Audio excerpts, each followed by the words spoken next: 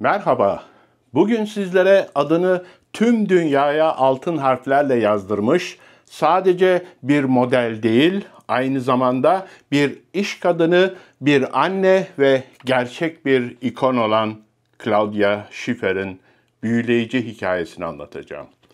Onun Almanya'nın küçük bir kasabasından dünya podyumlarının zirvesine uzanan yolculuğuna tanıklık edecek, başarılarının, zorluklarının ve özel hayatının derinliklerine ineceğiz. 90'lı yılların en büyük süper modellerinden biri, parıldayan masmavi gözleri ve dolgun dudaklarıyla yüzlerce dergi kapağını süsleyen Claudia Schiffer. Kendisi sadece podyumlarda yürümedi. Aynı zamanda moda dünyasında kadınların sadece güzel yüzler olarak görülmediği, kendi seslerini duyurabildikleri bir dönemin öncüsü oldu. Guinness Dünya Rekorlarına göre en çok dergi kapağında yer alan model unvanına sahip. Peki bu efsanevi kadın bu zirveye nasıl ulaştı?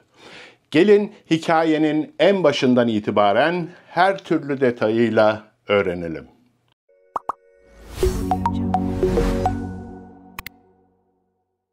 Claudia Maria Schiffer 25 Ağustos 1970'te Almanya'nın Düsseldorf yakınlarındaki küçük Rheinberg kasabasında doğdu.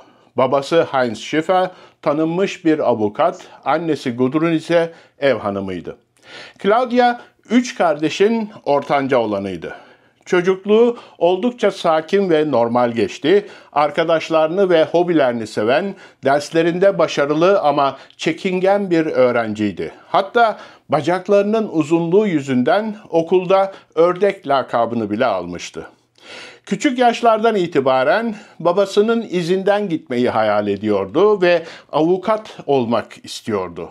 Lisans eğitimine hazırlanırken 1987 yılında daha henüz 17 yaşındayken hayatı tamamen değişti. Düsseldorf'ta bir diskoda Metropolitan Model Ajansı'nın kurucusu ve yöneticisi Michel Lovaton tarafından keşfedildi.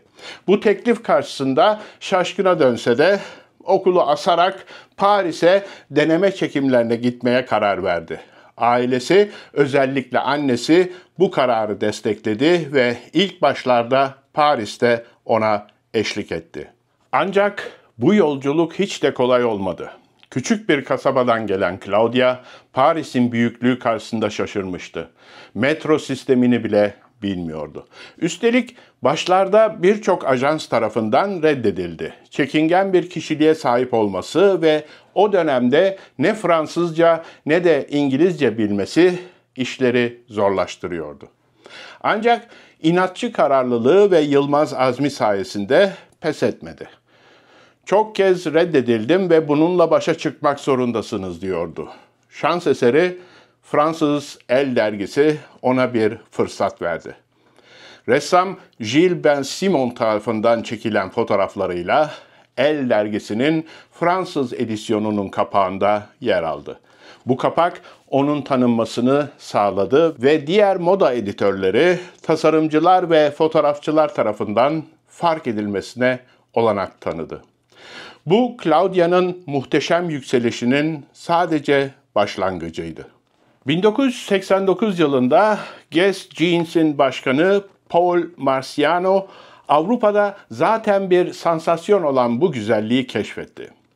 Marciano onu Brigitte Bardot'a olan fenomenal benzerliği nedeniyle Bardot'dan daha Bardot olarak tanımladı. Guess markasının yüzü olarak yer aldığı yüksek profilli kampanya onu anında bir ünlüye dönüştürdü. Claudia, insanların onu dergi kapaklarından tanımaya başlamasıyla ünlü olduğunu fark etti. Bu dönemde Claudia Schiffer'in yüzü her yerdeydi. 4 yıl içinde 500 dergi kapağında yer aldı ve bu onun sadece bir kapak kızından çok daha fazlası olduğunu kanıtladı.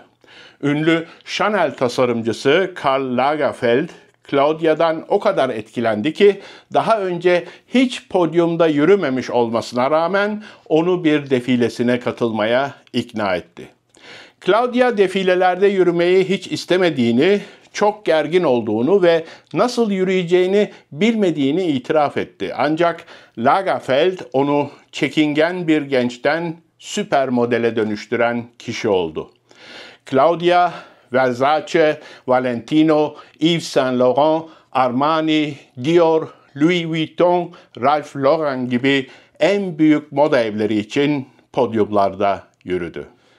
90'lı yıllarda Claudia Schiffer, Christy Turlington, Cindy Crawford, Naomi Campbell ve Linda Evangelista gibi isimlerle birlikte ilk süper modellerden oluşan ikonik beşlinin bir parçası oldu. Bu kadınlar kendi zamanlarının rock yıldızları gibi idolleştirildiler.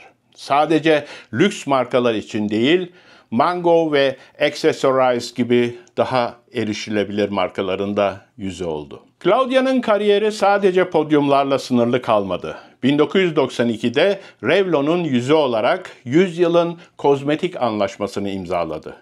3 yıllık 10 milyon dolarlık kampanya tarihteki diğer tüm anlaşmalardan daha fazla ödeme yaptı. Ayrıca Perfect Fit adında egzersiz videoları serisi de yayınladı. Fitness videoları en çok satanlar listesine girdi. Claudia formda kalmak için kendi de egzersiz yapması gerektiğini ve her gün patates kızartması yiyip formda kalamayacağını belirtmişti. Bu arada stüdyoda bir tane kara sinek var. Devamlı sağa sola uçuşuyor. Konuşma tarzımı da bozuyor. Neyse devam edelim. 1995'te iş hayatına atılarak Naomi Campbell ile bir araya gelerek Fashion Cafe adlı restoran zincirini kurdu. Bu restoranlar New York City'de hızla popüler oldu ve daha sonra Londra, Barcelona ve Meksika'ya kadar genişledi. Christy Turlington da bu ekibe ortak olarak katıldı. Forbes dergisi 1995'te Claudia'nın yıllık gelirini 5 milyon doların üzerinde tahmin ediyordu. 2007'de net değeri yaklaşık 55 milyon Amerikan doları olarak belirlendi. Bu başarılar Claudia'nın zaten taşan kasasına büyük katkı sağladı. Claudia'nın iş hayatında her şey yolunda giderken özel hayatını gizli tutmakta zorlanıyordu. 1989'daki Guess kampanyası onu şöhretin doruklarına taşıdığından beri kameralar onu hiç rahat bırakmadı. Bir işte çalışırken ve bu gerçekten benim mesleğimin bir parçasıyken sorun değil ama tatildeyken avlanan kişi olmak beni rahatsız ediyor diyordu. Özellikle ailesinin tatillerde bile paparazziler tarafından rahatsız edilmesi onu çok üzüyordu. Ünlülerin özel hayatlarına olan bu doyumsuz kamuoyu iştahı Claudia'yı zorluyordu. Paris Match dergisi gibi yayınlarla hukuk mücadelesi bile verdi. Ünlülerle ilgili insanlar sürekli kendi hikayelerini uyduruyorlardı.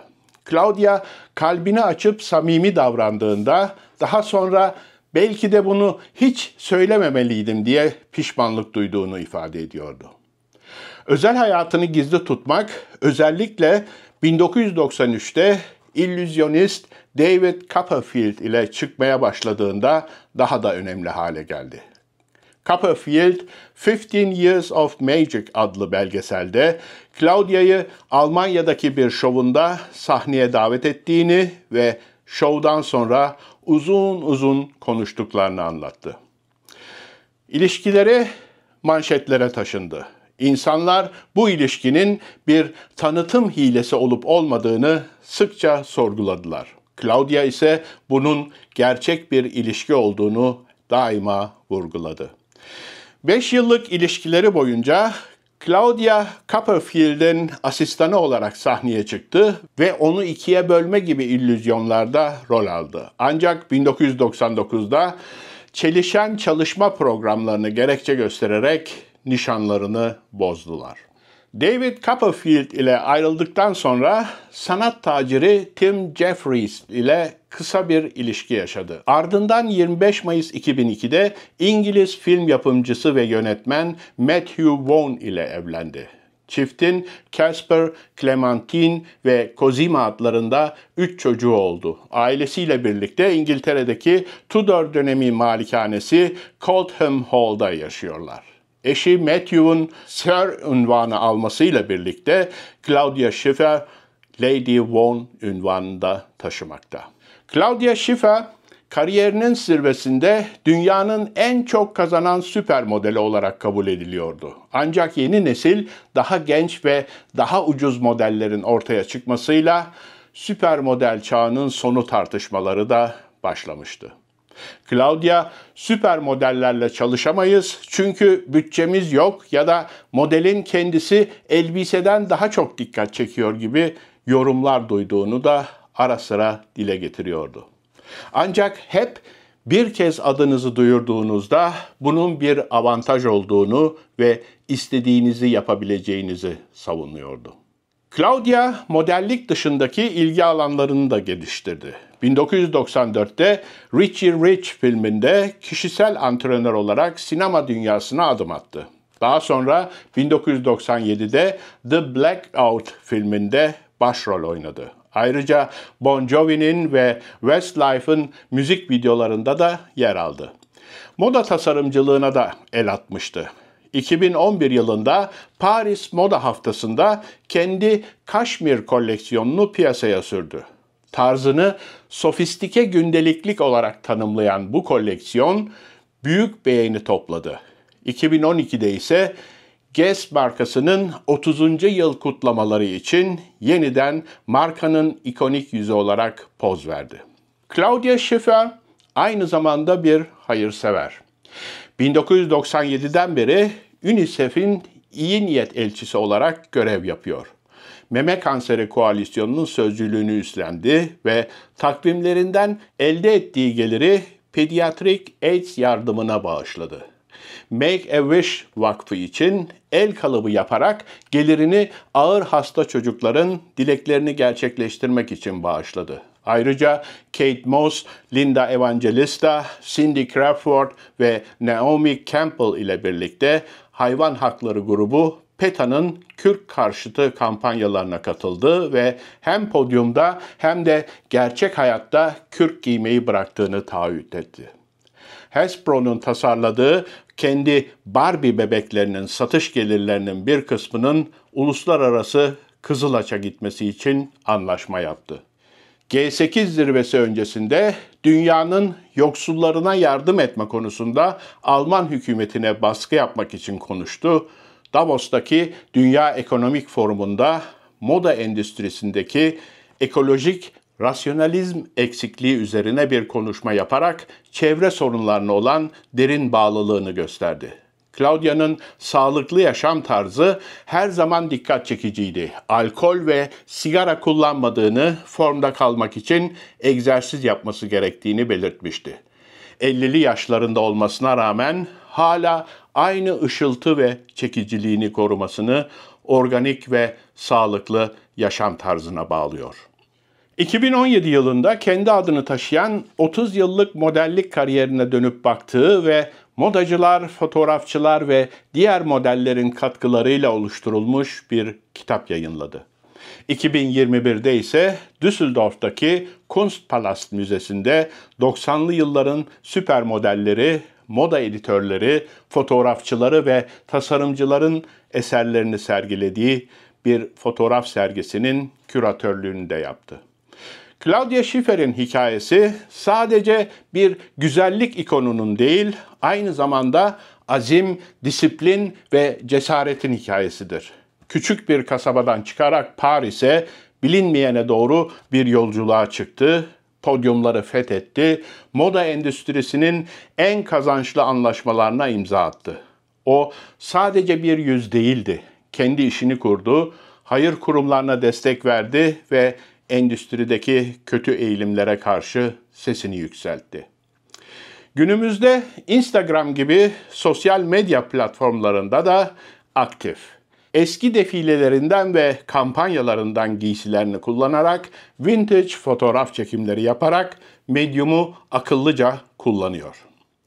Claudia Schiffer verdiği bir röportajda yaşlandıkça arkadaşlarının da seninle birlikte yaşlandığını ve bunun sadece senin başına gelen bir şey olmadığını söylemişti. Annesine baktığında 50 yaşın üzerinde olmasına rağmen hala güzel göründüğünü ve onun gibi olmayı arzu ettiğini belirtmişti. Bu sözler onun hayata karşı ne kadar sağlıklı ve gerçekçi bir bakış açısına sahip olduğunu gösteriyor. Claudia Schiffer, moda dünyasında bir çağı tanımladı ve mirası yeni nesillere ilham vermeye devam ediyor. O sadece bir süper model değil, aynı zamanda kültürel bir fenomendi ve hikayesi azmin ve tutkunun sınır tanımadığının en güzel örneklerinden biri. Umarım Claudia Schiffer'in bu büyüleyici hikayesi hoşunuza gitmiştir. Peki sizce Claudia Schiffer'in kariyerindeki en etkileyici an neydi? Ya da onun hakkında bilmediğiniz ve bugün öğrendiğiniz en şaşırtıcı detay hangisi oldu? Yorumlarınızı merakla bekliyorum.